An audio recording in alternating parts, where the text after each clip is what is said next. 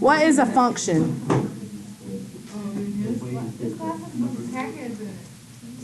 All right, what is a function?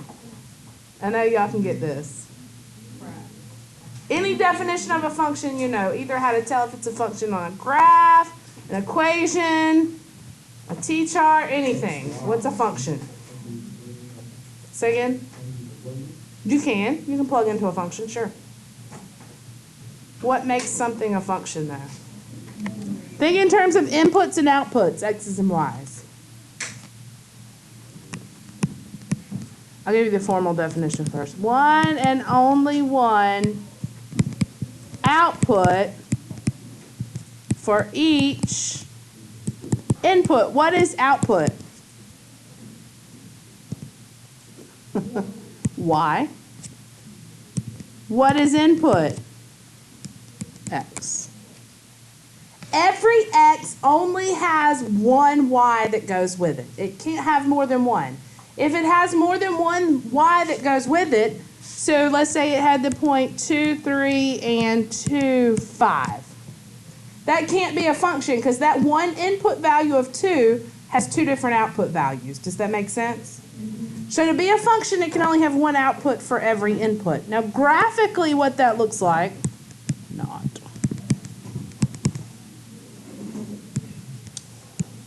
Let's see.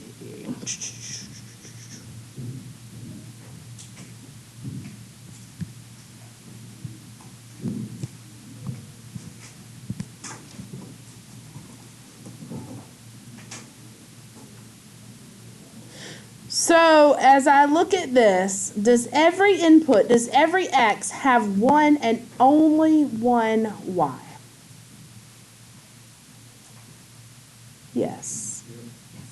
Everywhere I go, everywhere I go on X, there's only one point on the graph that corresponds with that, right? Sometimes we'll use what we call a vertical line test. Do y'all remember learning about that? Vertical line test, hold on, I can't write and talk at the same time. Vertical line test just tests for exactly what we just looked for. It tests for any place on the graph that has two or more Y's that go with one particular X. So in other words, is there any place you could take a vertical line and it would touch that green graph more than one time? No. So therefore it's a function. Okay? But if I turn that, like let's say that my graph looked like this. Is that a function? No. Why? Look, this X has 1, 2, 3 Y's that go with it. If I put a vertical line right here, it would touch that graph 3 times. Okay? So that tells me that it is not a function. And saying that it fails the vertical line test is justification enough that it's not a function. Everybody okay on that vertical line test? If I give you a graph, can you tell me, yes, this is a function, no, it is not? All right, speak now, forever hold your peace. No. All right, I'm going to give you 2, Alex.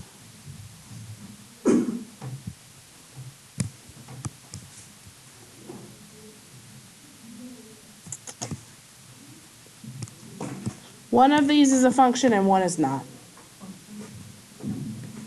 Why? Function? Not. There's no place that I could drop a vertical line on this first one and it would touch more than one time. It's always going to just touch one time, no matter where I put a vertical line. But on this one, touches twice, so it's not. Everybody good on that? Everybody? When we have a function, we use what we call function notation.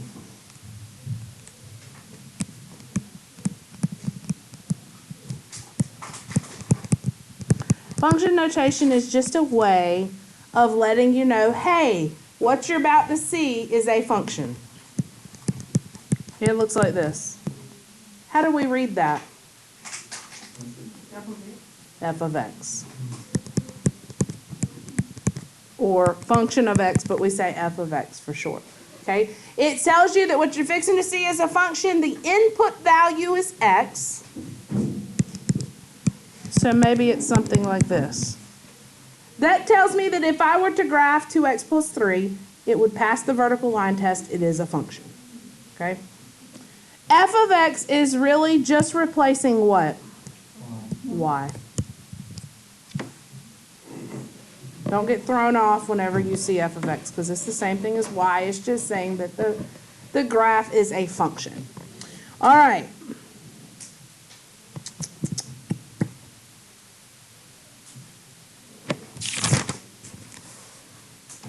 Let's talk about domain and range.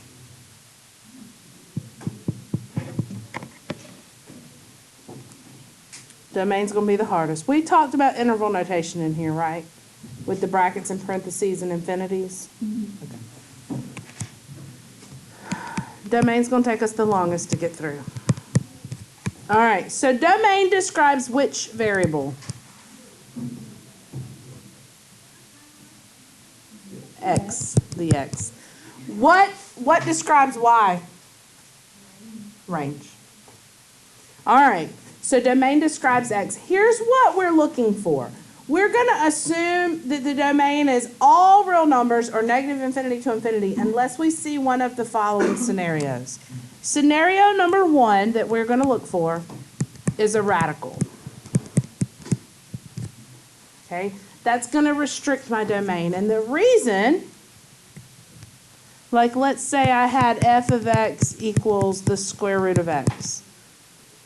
What can I not use for x in this situation? What do you know about radicals? What can never be under a radical? A negative, right? I can't have a negative under a radical. And the reason I can't have a negative under a radical is because then I'd get into imaginary numbers. And when I'm graphing, I'm just graphing xy plane. I'm not graphing imaginary numbers. So what's going to happen is whatever is under the radical, we're going to set anything under the radical greater than or equal to 0 and solve. That's going to ensure that I stay positive.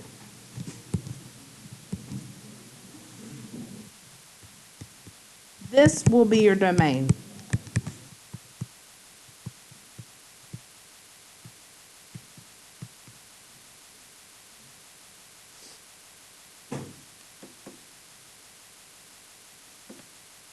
So let's look at an example. Let's say I gave you the function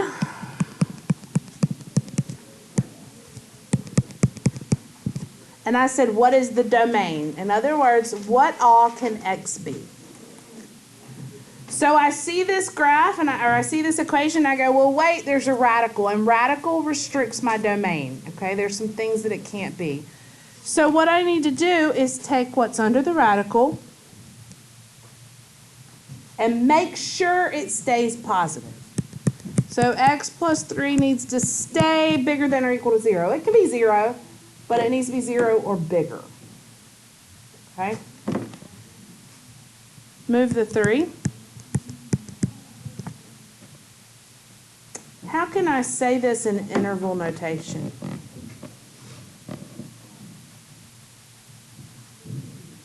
Think about that. Yeah, think about that number line. Yes. -3 to infinity with a parenthesis. The domain of this function is negative infinity to 3. I mean, negative 3 to infinity. Bracket on the negative 3. Did you see why? Good. Thank you. These, as we get more complicated, it'll be a lot easier for you to use a number line. You'll be able to see a lot better what's going on, and then you can just go from number line to interval notation. All right. One more? Okay, Miss McGee. Okay. You try this one.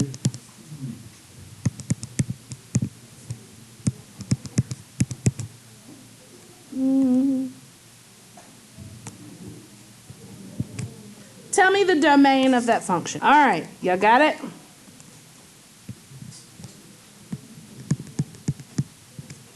Two x minus 5 needs to be positive. What'd you think it was?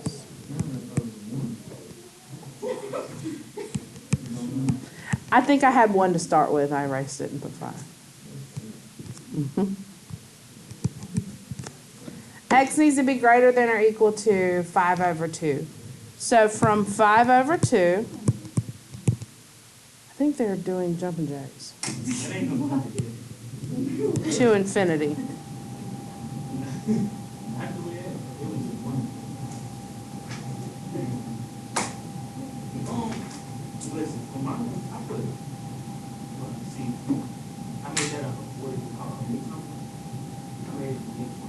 Two and a half. Why'd you add 1? You can stop with 2 and a half. It's 2 and a half. Don't do that, but yeah.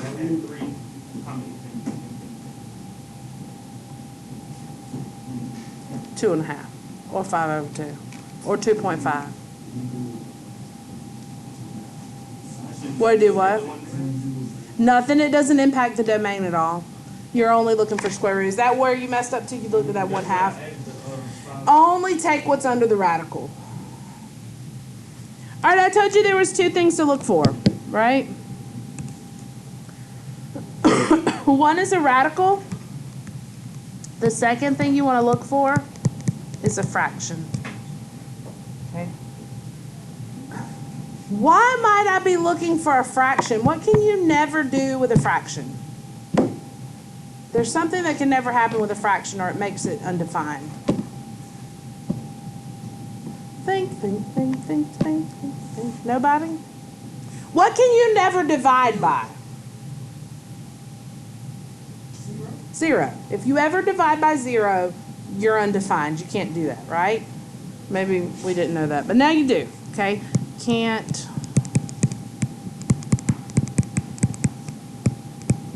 So if I have this function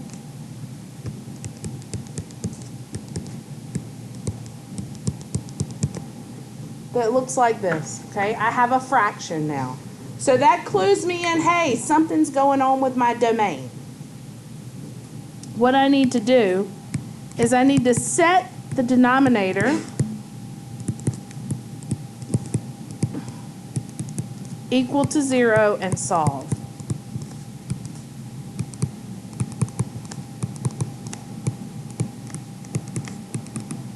This one's a little different. This time, this is what is not in your domain.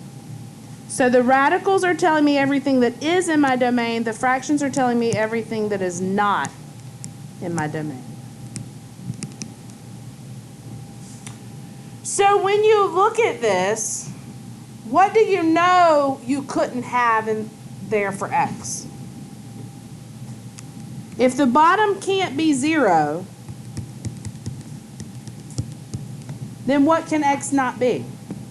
What would cause that bottom to be 0? What plus 1 is 0? -1. Solve it for 0. Solve it for x. Set the bottom to 0. Solve it for x. And that's telling you what it can't be. Okay? Now think about this. X can be anything in the whole wide world except for the number 1. It can be 0.9999999 or negative 0.9999999, but it can't be 1. So think about this on a number line. If this is -1, it can go all the way up and almost get there, but then it can't touch it. Oh, it doesn't close. Back-to-back parentheses like this will leave out just one number. We're supposed to be keeping her awake.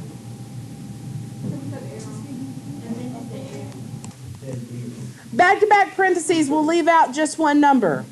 So if you want to leave out just a -1, I'm going to do negative infinity. Up to -1, I'm going to stop but not include it. I'm going to do a u, and I'm going to go -1 to infinity.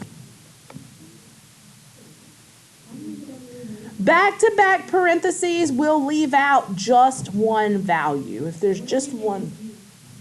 The U joins two pieces together.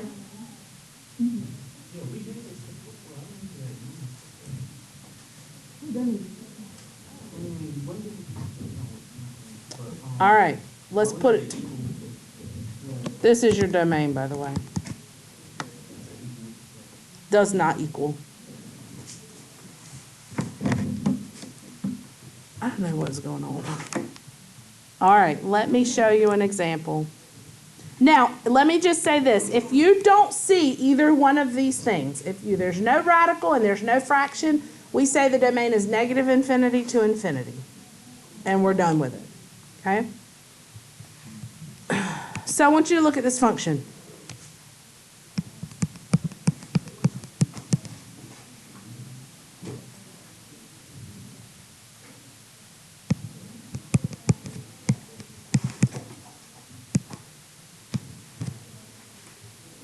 I got two things going on here.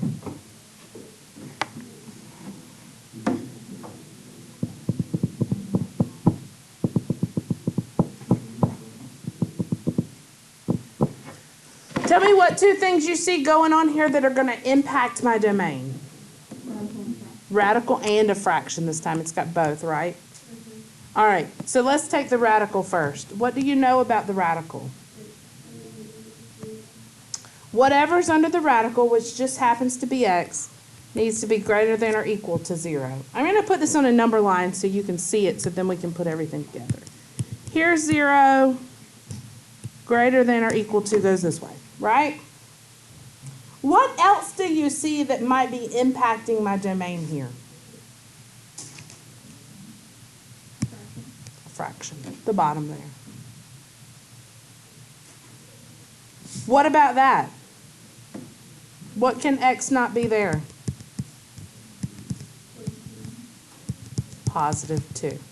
I cannot let it equal positive 2. How do I leave a number out? Just one single number? Double parentheses, back-to-back parentheses. 2 comes right here, right? Back-to-back parentheses. All right, so let's write this domain in interval notation. What's the smallest it can be? 0. Bracket goes up to what? 2 with a parenthesis. Remember, this back-to-back parenthesis is going to leave that number out, right? And then to infinity. Miranda, I promise I'm almost done. I'm almost done. I know. I'm almost done. It wasn't the air. Well, it doesn't. 0 is the smallest because x has got to be bigger than or equal to 0. So you don't have anything over here. Let me show you one more and see if you got it, and then I'll set you loose. We'll save range for tomorrow because Miranda is sleeping sitting straight up.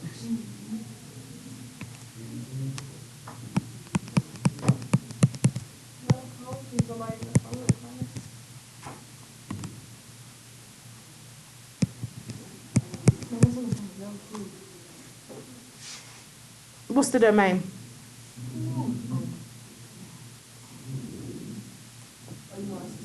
Mm-hmm.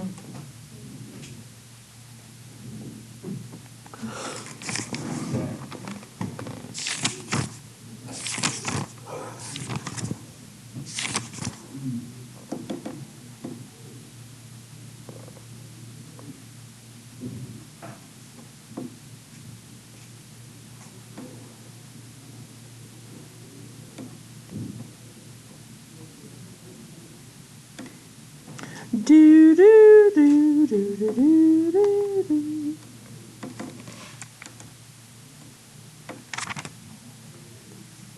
Anybody get it? A little tricky.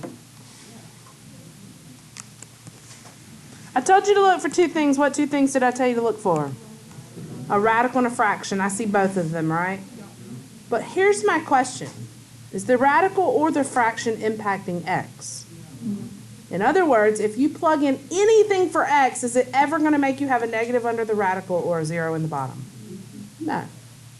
So even though this is a radical, this is a fraction, they're not even impacting x. So what do you think the domain would be?